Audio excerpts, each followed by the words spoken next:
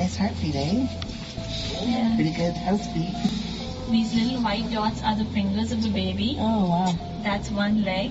And this black thing that you see flickering is the God. baby's heart.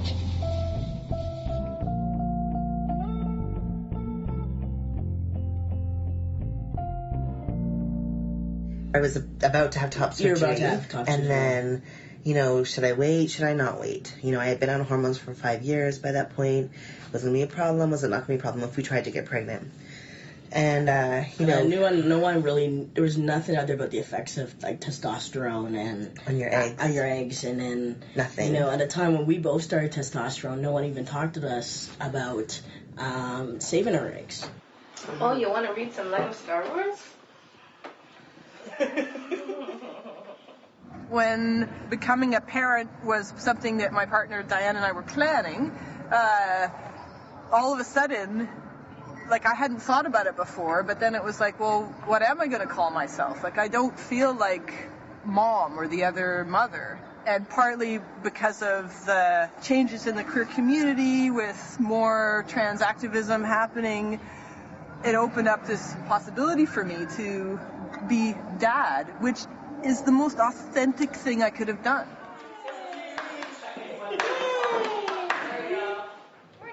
I guess I thought about having children since really the middle of my transition.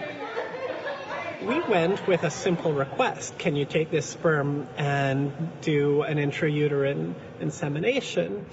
But instead, the doctor referred to my transgender stuff, meaning my history of having transitions. And because I was documented there as male for some reason, they wouldn't give me access to any of the information regarding the kid that I was about to be mothering. We just sort of assumed that there would be kind of a progressive mentality that would embrace our family structure, our emergent family structure.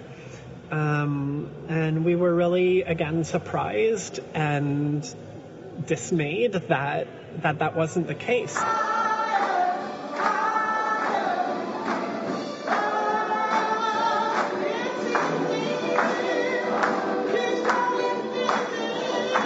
From the moment my first daughter was born and holding that baby, I cried. Like, I held her in my arms, and I don't think I could have had a more loving experience had I given birth myself.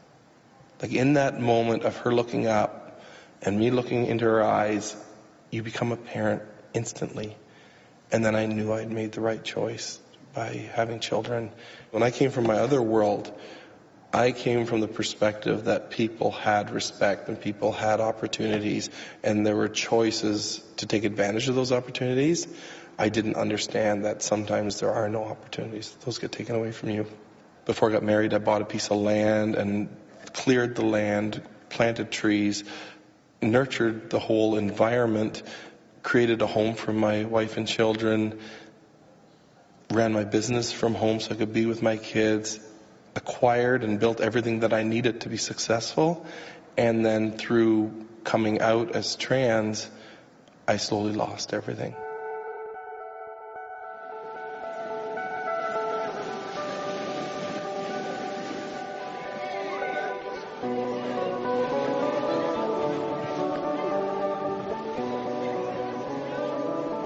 It still astonishes me how little the general public knows about our lives and our community, and how little knowledge of us is still out there. We live in this very weird culture where we insist from the moment of conception almost, and certainly from the moment of birth, we say the most important thing about you is whether you have a penis or whether you have a vulva and a vagina. And we expect all kinds of behaviors, all kinds of ways of thinking, particular sets of gestures, ways of speaking. All those will be determined by the shape of your genitals. There's such a binary. You just have to fit in a box one way or the other, it feels like. And I would just go back and forth and, like, do real soul searching and be like, is this my experience? Is this what I need to do? Do I need to transition? Is that what this is? Because that's fine. So maybe I need to do that. And then I would be like, but I just keep coming back. If I transition, then I'm in the same thing on the other side, because my gender doesn't fit into just one or the other. It kind of floats around, and I've spent years trying to pin it down, and then a couple of years ago I was just like, I'm just not pinning it down anymore. I just can't. I'm going to stop trying to go one side or go the other side, and I'm just going to try and live in this funny middle around space. It's a really hyper-gendered experience to be pregnant.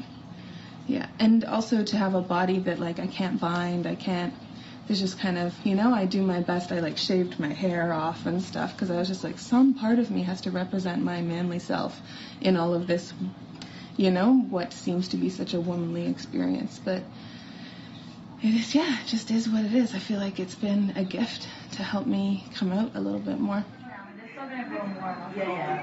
If it was just like us in our apartment, being pregnant is awesome. It is awesome. I love it. I didn't know if I would like it. I thought I might hate it. But when the baby moves, it's amazing. Seeing the baby get bigger. I love all of that, But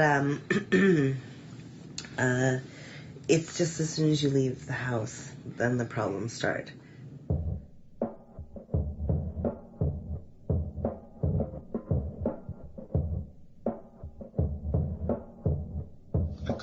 Her go any place where transsexuals were.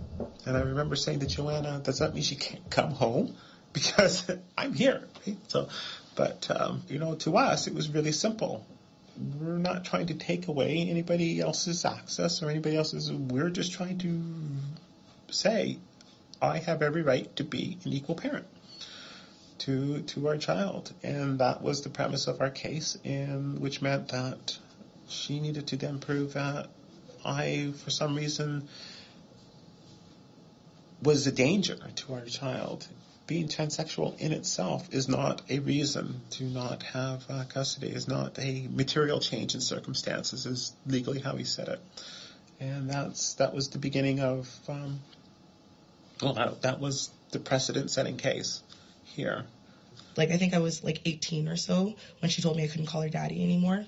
I wasn't allowed to call her daddy in public, but I was still allowed to call her daddy in private. And so I was good. That means my friends just never came here. I never told anybody. Like, my boyfriends, my best friends, my close friends knew, but nobody else did. And all of a sudden, out of nowhere, it just clicked. I'm like, well, this is getting confusing for everybody. It's screwing people over, because then my best friend will slip up or my boyfriend will slip up, and it's not their fault. It's my fault. Now, I correct my mother every single time. If she screws up, I'm like, you know what I mean? I'm like, let's not do this. And I do it to my grandmother. I do it to everybody. I'm like, you know what I mean? I even tell people now, I'm like, my parent. Oh, who, your dad? I'm like, no, my parent. We've come a long, long way. I'm like, we have a really close relationship right now. And I think that's what the big difference was as to me saying no. Like, let's stop this flip-flopping and hiding and whatever. And I'm not ashamed of her. And, she's one tough-ass woman. You know what I mean? And I'm proud of her. I'm proud of everything she's accomplished and everything she's done. So I'm going to support that. I'm not going to hide her anymore, So, yeah.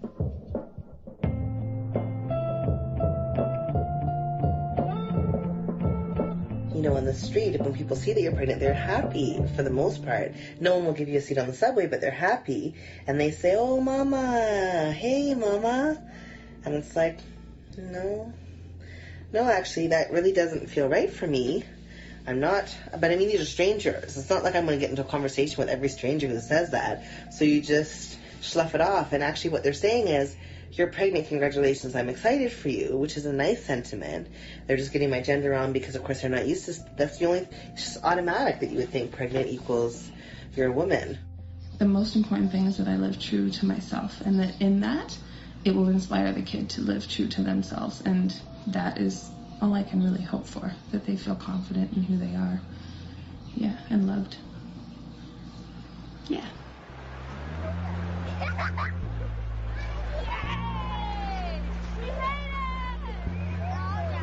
There's no manual for raising kids. There's no right or wrong way. Just do what feels right and follow your gut and do it for the right reasons. If you do it for the right reasons, they're the right decisions.